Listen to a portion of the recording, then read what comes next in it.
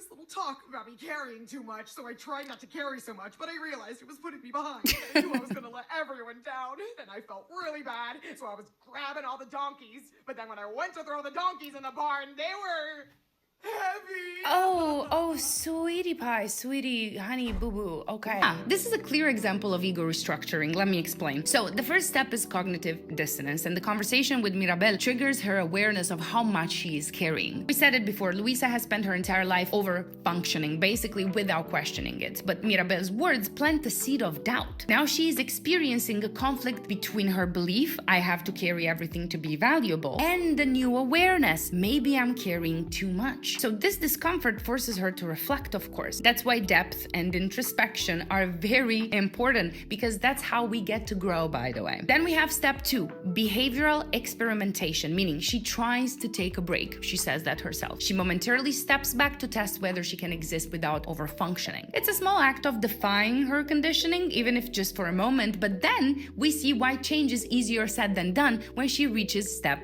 3, trauma response. Plain and simple. She realizes she's not being productive as she used to be, and that she let people down, therefore. So she gets back to work. In Luisa's case, she's dealing with fawn response and probably compulsive role reinforcement. The second she senses a drop in her usefulness, her survival instincts kick in, and she rushes back to what she knows. Being productive equals being loved and needed. A much more familiar and safe place for her, even if it's not healthy. Now, the problem with awareness is that once you saw it, well, it's very hard to go back and unsee it. And this is where we see step 4, somatic awareness and role fatigue. Before she was on autopilot. Now that she's conscious of how much is breaking her, how much she's carrying, she can't ignore it anymore. The gift isn't just failing because she's physically tired, it's failing because her mind is no longer fully committed to the illusion that she must do this to survive. Awareness creates a disconnect between action and belief, weakening the compulsion to perform, which is why therapy is very important. Now I'm thundering.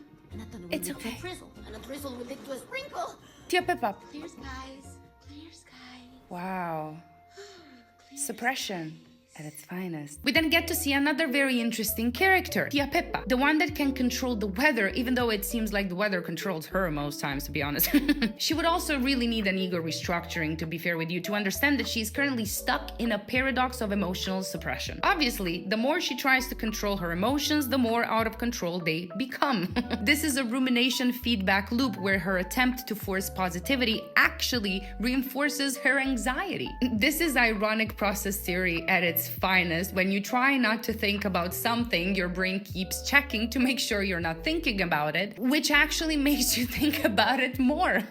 She wants clear skies, but in trying to force them, she fixates on what could ruin them, and that very fixation creates the storm. Her way out would be acceptance over control as a new mantra for her life. Instead of trying to force clear skies, she needs to allow all weather to exist without resistance nor judgment. True regulation comes from processing emotions, not policing them. But then again, we just saw Abuela saying very sternly that they can't have any more problems, which is so unrealistic, because, you know, life will life. We don't talk about Bruno. What if you didn't understand what he saw? Then you better Booyah. figure it out because it was coming for you.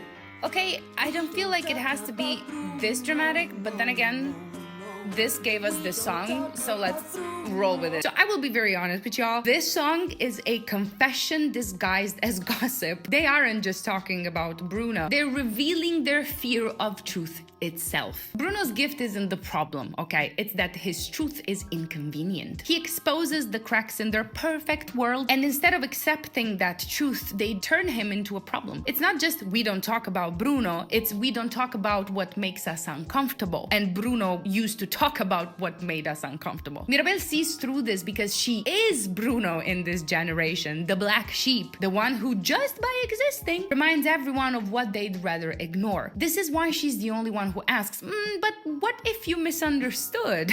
Because she knows what it feels like to be labeled as the flaw rather than being seen for who she really is. And you know, if we look at all the prophecies mentioned throughout the song, we discover that it's not like Bruno is causing these things to happen. He's simply revealing the trajectory people are already on. The problem is people hear a prophecy and assume it's set in stone, when in reality it's a warning or a prediction based on their current patterns. Psychologically, this ties into learned helplessness. It's when people believe something is inevitable, so they stop taking action to change it altogether. So instead of seeing Bruno's visions as, an opportunity to course correct, everyone reacts with fear, avoidance, or blame, ensuring the prophecy actually plays out exactly as predicted. A self-fulfilling prophecy at this point. However, I think it can also mirror confirmation bias. Once they hear a prophecy, they only focus on evidence that confirms it rather than considering ways they could challenge or redirect the outcome. Folk tales, myths, and even real-life psychology have always pointed to this phenomenon, by the way. When you believe your fate is sealed, you unconsciously act in ways that make it come true. But you see, even Mirabel has a moment where we can see her conditioning clear as day. At the end of the song, she says she shouldn't have asked about Bruno because now she has found an uncomfortable truth herself. It's a learned survival mechanism, you see. If the truth causes chaos, then the truth must be dangerous, right? But this is also the moment where she starts to see the pattern. She realizes that truth is not the enemy, but the way her family reacts to it might just be.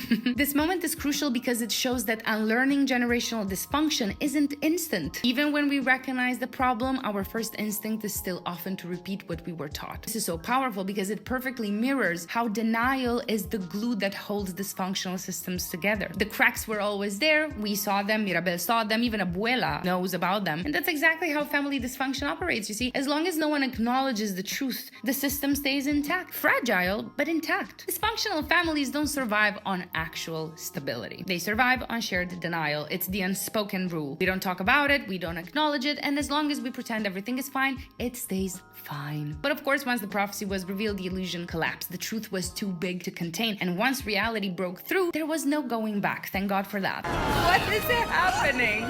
Can someone put them out of their misery already? Bruno's vision, she's in it, she's gonna destroy the magic, and now we're all doomed! Well, thank you, Dolores. I really was just asking for that, wasn't I? Oh, okay. Then it's all out in the open now, okay?